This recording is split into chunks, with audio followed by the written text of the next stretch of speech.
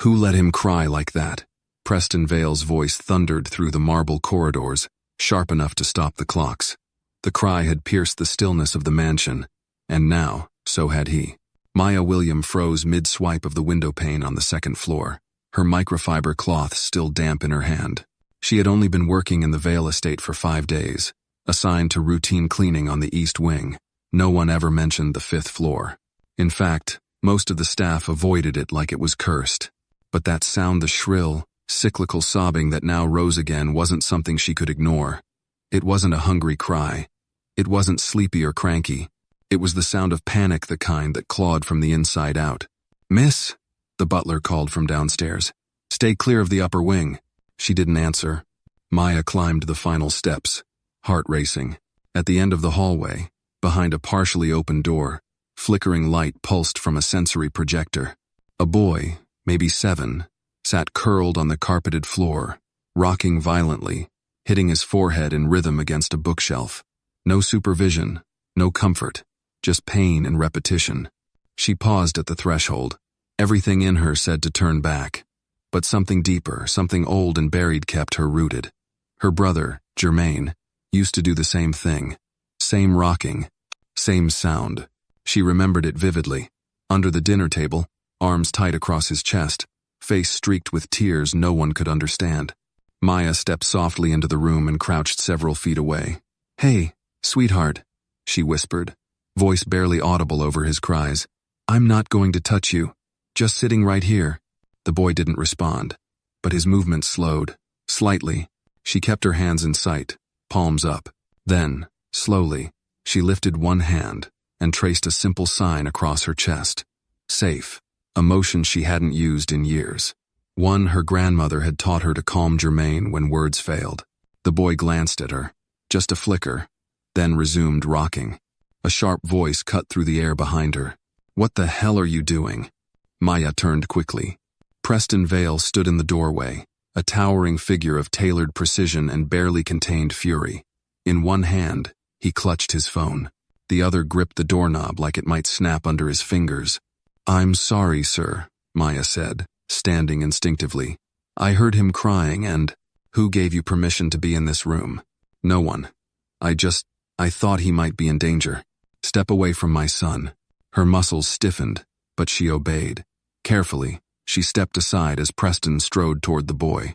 The moment he tried to lift his son, the child erupted, screaming louder, kicking, clawing, his arms flailing in full panic.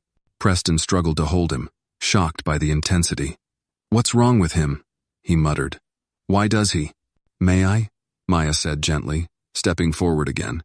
Preston didn't stop her. She knelt, reached out, and the moment the child felt her presence, his screaming eased.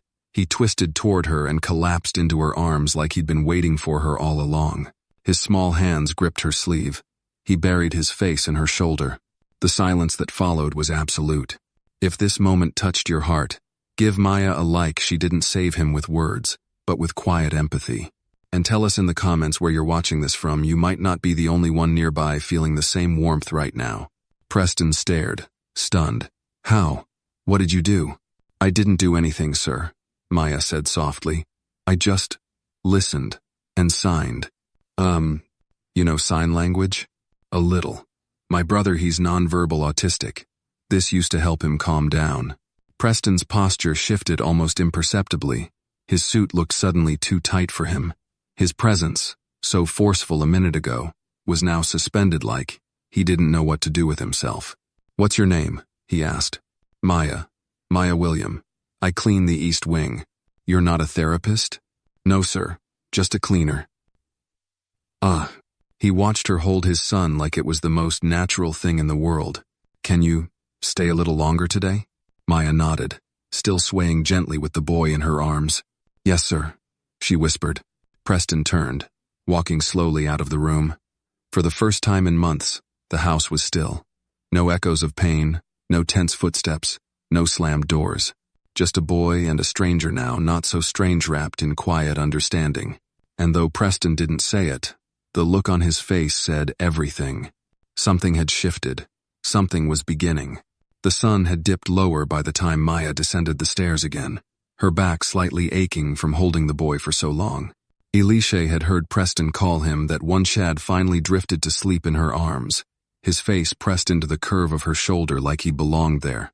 She had laid him gently on a beanbag in the corner of his nursery, covering him with a weighted blanket she'd found folded in the closet.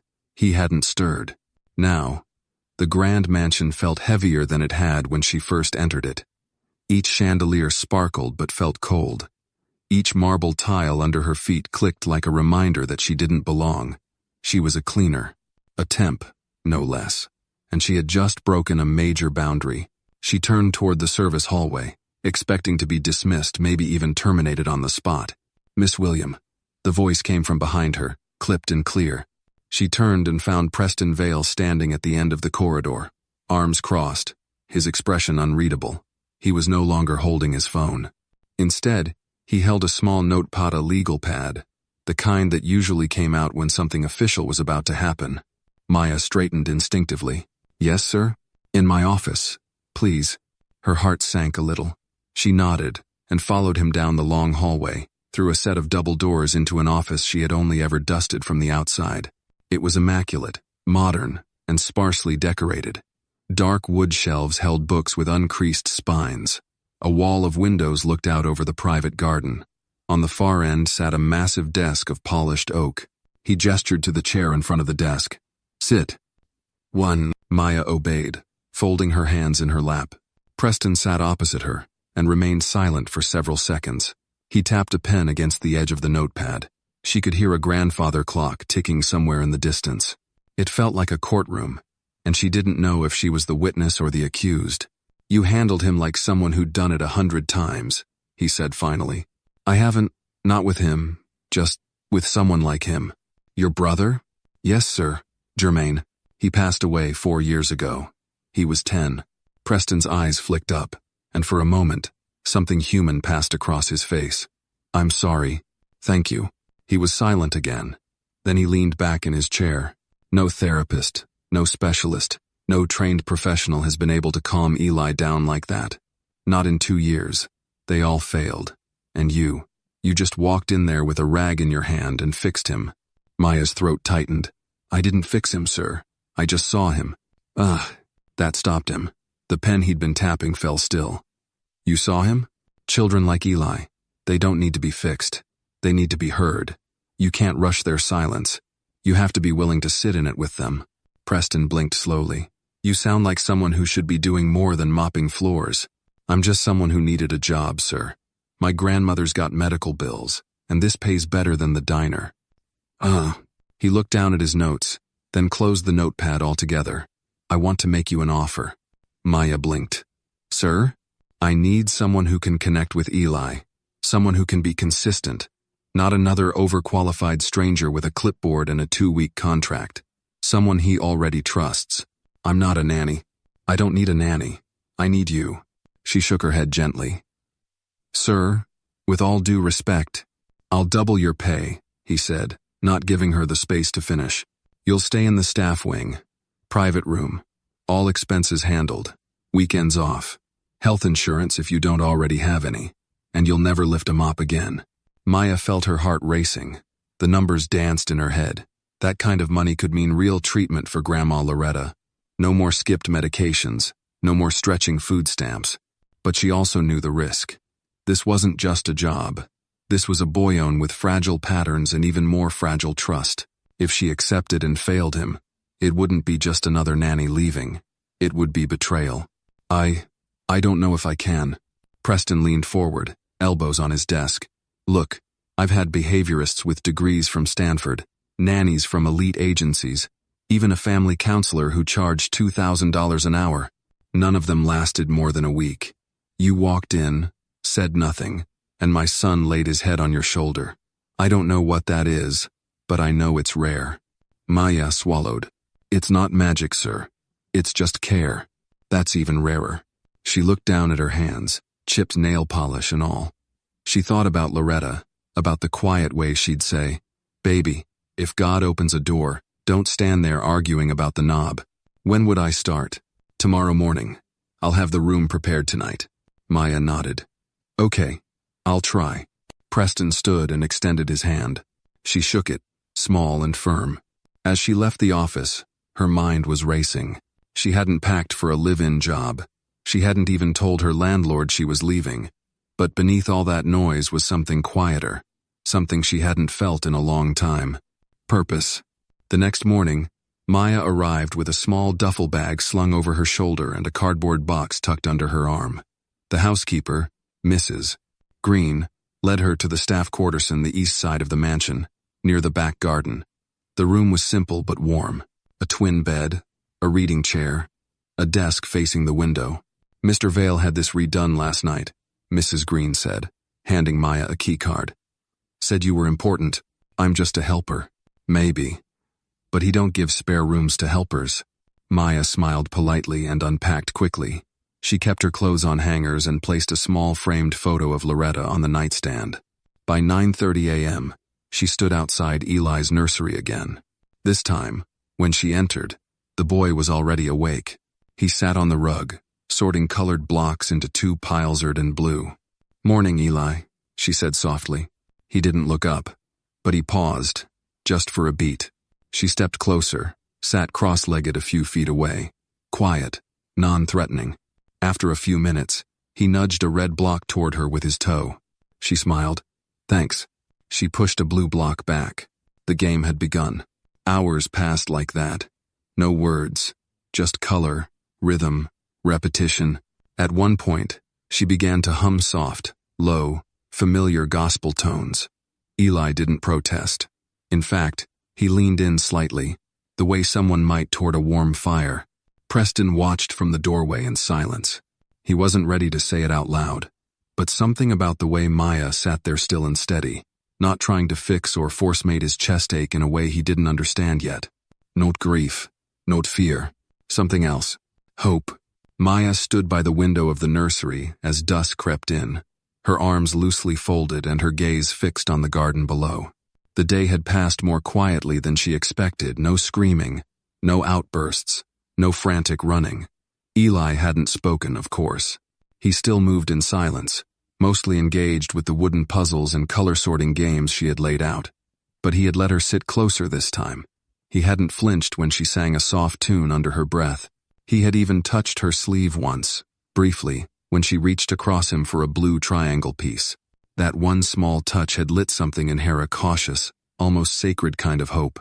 Behind her, she heard soft footsteps.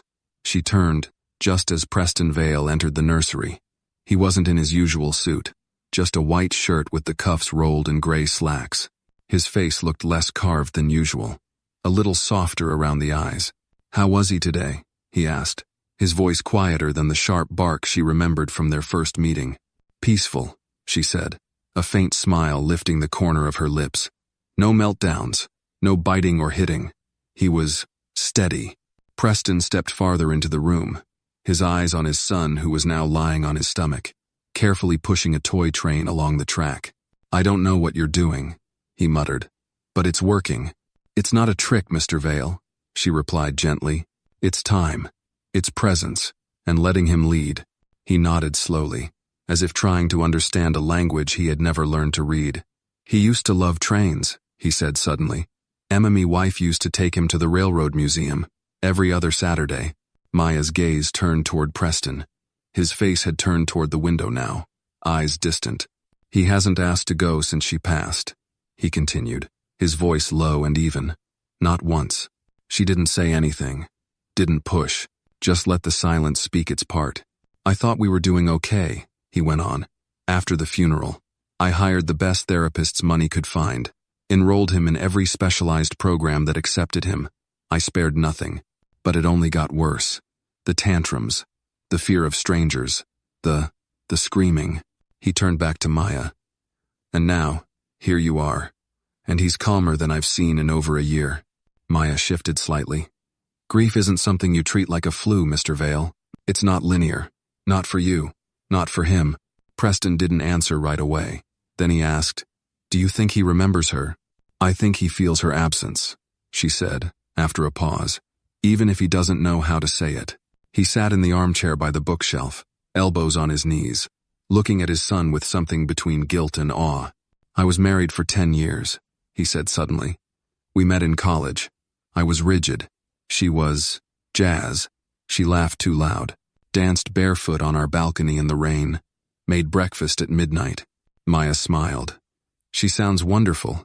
She was, he said, and something in his voice cracked, just slightly. Eli looked up for a moment and locked eyes with his father. Preston stood and approached his son slowly. Hey, bud, he said softly, crouching beside him. How's the train coming? Eli didn't speak, didn't react, but he didn't recoil either. Preston looked up at Maya. You think he'll ever talk again? I think he already is, she replied, her eyes warm. You just have to learn to listen to the version of language he trusts. He held his son's gaze a moment longer, then nodded and rose. Later that evening, Maya returned to her room in the staff wing. It was modest, but comfortable. She had unpacked what little she had: 3 changes of clothes, 2 books, a battered journal, and a framed photo of her grandmother Loretta holding a young Germain. She picked it up now and ran her thumb across the glass. You'd like him, she whispered. He's a mess, but he's trying. There was a knock at the door.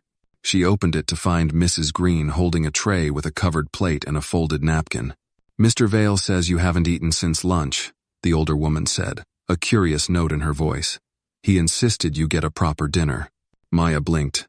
I didn't realize. I lost track of time. Apparently so did the boy. He didn't scream at all today. Miracle of miracles. Maya accepted the tray with a grateful smile. Thank you. Before she turned to go, Mrs. Green lingered. Don't get too comfortable, she warned, but her voice held no malice. Mr. Vale changes moods like the wind. Maya nodded once. I don't expect anything. She closed the door and sat down at her desk, lifting the lid on the plate. Grilled salmon, roasted sweet potatoes, and green beans. Her stomach grumbled in response. As she ate, her mind kept replaying the image of Preston on the floor beside his son. It had been brief, but genuine, vulnerable, and she couldn't help but wonder, what kind of man tries to control the world but forgets how to hold his child? The next morning, Maya entered the nursery at 8:30 sharp.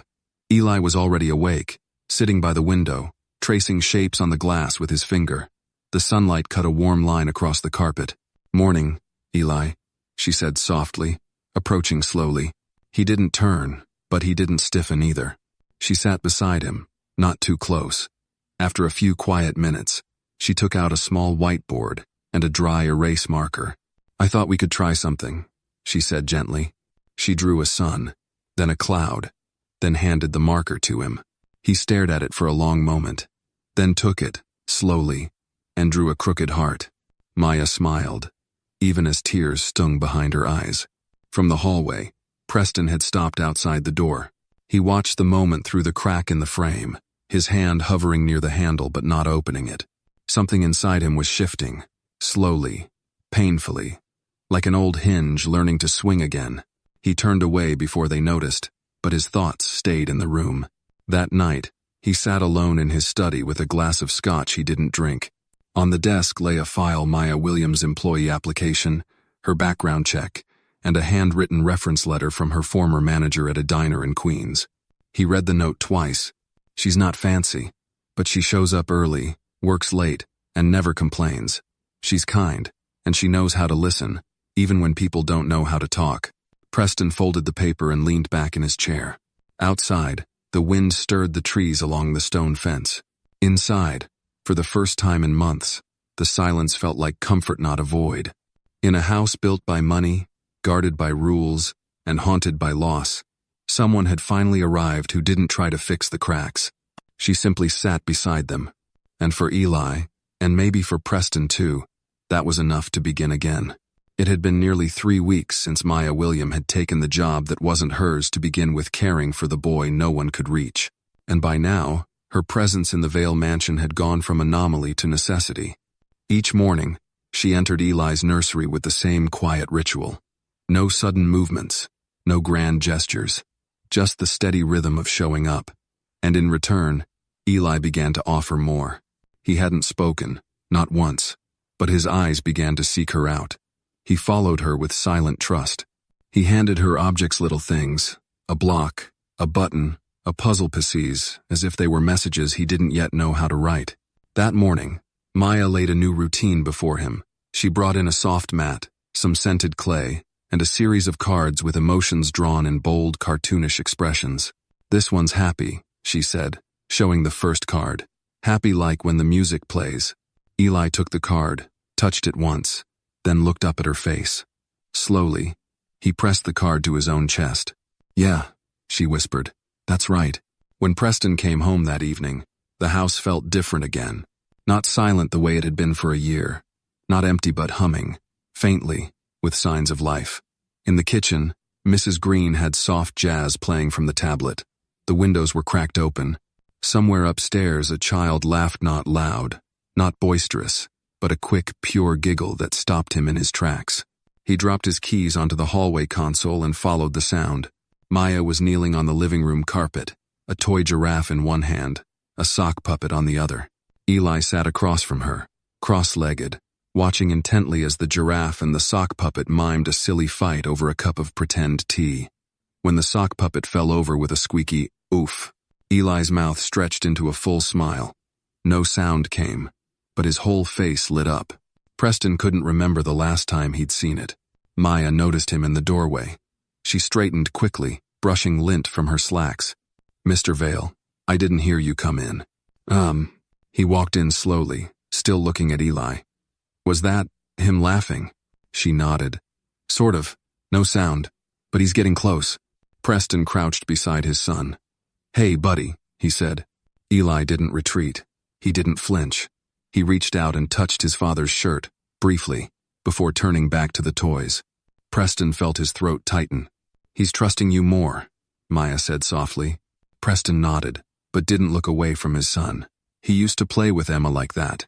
She had this sock puppet voice. It was ridiculous, but he loved it. He stood up and looked down at Maya. "Thank you." She gave a faint smile, eyes warm. "I'm not doing anything you couldn't do." "That's the part I find hardest to believe," he said, half joking, half defeated. Later that night, Maya made her way to the small garden behind the staff wing. It was late spring, and the azaleas had just started to bloom. She carried a mug of tea, her grandmother's blend cinnamon and dried hibiscus. She sat on the wooden bench under the magnolia tree and breathed. She'd been afraid, at first, that her time here would be temporary.